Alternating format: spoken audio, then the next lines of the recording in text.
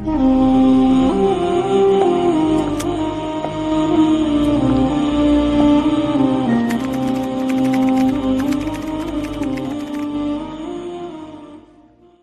الله الرحمن الرحيم. اللهم صل وسلم وبارك على سيدنا محمد. اعزائي جميع متابعين قناتكم ارانب الخير في كل بيت، احنا معاكم النهارده ان شاء الله فيديو جديد جميل، تابعوه للنهايه.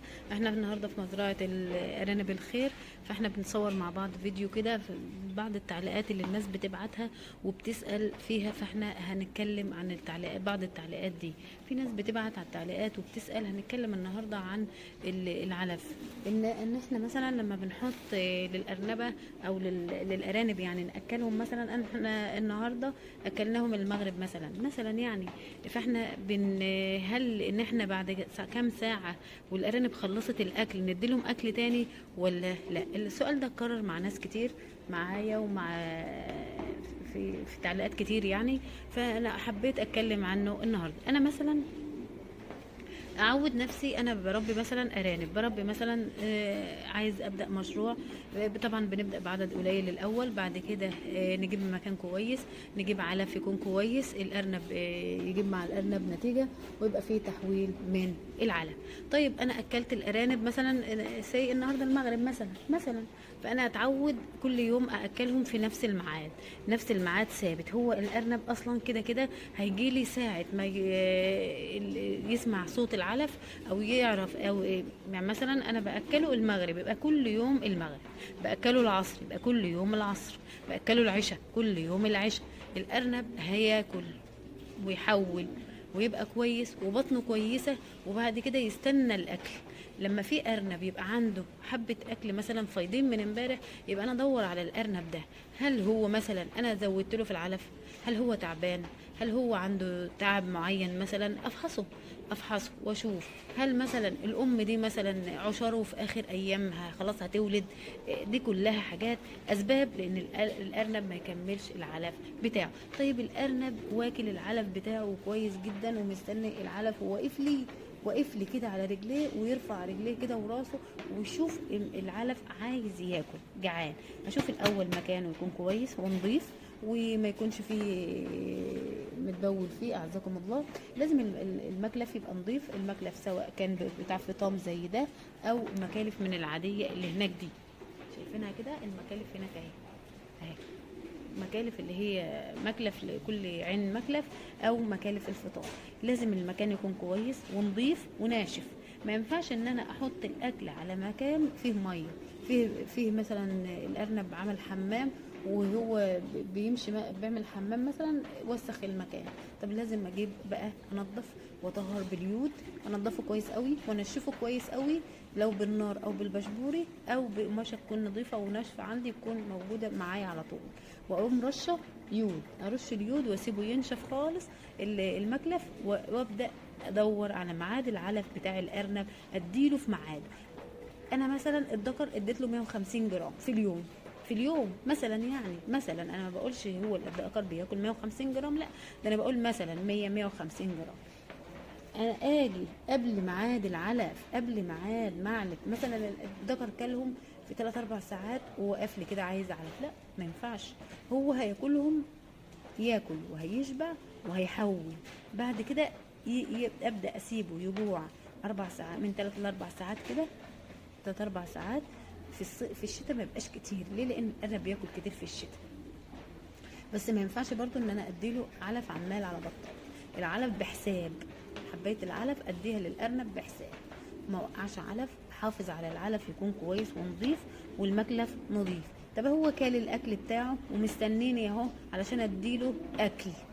طيب ده مثلا ده الذكر هياكل اكله على في الميعاد بتاعه. عندي مثلا عشار، العشار دي بزود لها في العلف، افتح لها في العلف في الاول، في فترة العشار اللي هي من 15 ل 25 يوم بتاكل الارنبة بتاكل كويس قوي، ممكن تاكل 200 جرام، ممكن تاكل 150 جرام. ما هو ما ينفعش برضو ان انا اديها اكل عمال على بطال وافتح لها برضو. الفكرة اللي انا عايزة اوصلها للناس كلها اللي بتربي ارانب، ان العلف مرة واحدة بس في اليوم. عودت الارنب ان هو ياكل مره واحده خلاص، المغرب يبقى هو بياكل المغرب، ما عادش ياكل في ميعاد تاني، ميعاد ثابت واضح قدامي للارنب الصغير والارنب الكبير. كل الارانب في وقت معين بياكلوا، خلاص خلص اكله او ما خلصش اكله. اللي ما خلصش اكله ده ما ياخدش اكل تاني، ما ينفعش ياخد اكل تاني، ما ينفعش ياخد ايه اكل تاني. فاحنا ادينا العلف الارنب، خلاص نستنى بقى لتاني يوم في نفس الميعاد اللي احنا اكلنا فيه نعلف الارانب ونظبط ليهم الاكل بتاعه. ده افيد للارنب، ده صح للارنب اصلا ان الارنب ياكل ويحول ويظبط معدته علشان الارنب ما يتعبش معايا، ويكون العلف هو السبب في ان الارنب يتعب مني.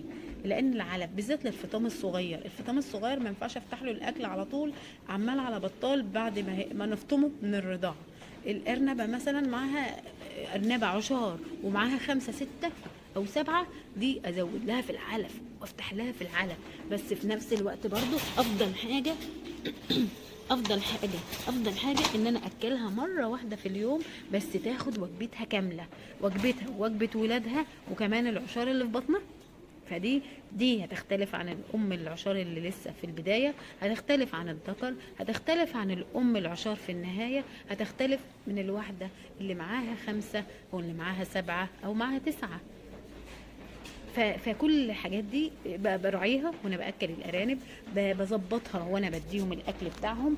اهو شايفين بسم الله ما شاء الله، احنا العلف اتحط اهو قدامهم، ده لسه العلف محطوط دلوقتي ما فيش من 10 دقايق، 10 دقايق ربع ساعه يعني. هو ده قدامهم اهو قدامهم. يبقى انا اكلت واديتهم الوجبه بتاعتهم كويس قوي. بكره زي دلوقتي ناكل تاني، ادي للام العشار على قدها، ادي الام اللي معاها خلفات على قدها، ادي الارنبه العاديه اللي ما فيهاش حاجه اللي لسه بكريه على قدها برضو. ادي لكل ارنب احتياجاته من العلف، اديها مره واحده وريح دماغي. انا كده ريحت دماغي خالص.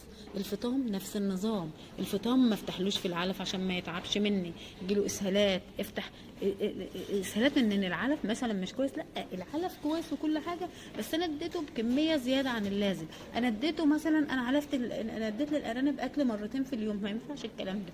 كل ده غلط وخطأ من المربي. طبعا احنا مش عايزين نقع في الاخطاء البسيطه دي، نعرف ميعاد الاكل الميه دايما باستمرار قدام الارنب صيف وشتاء.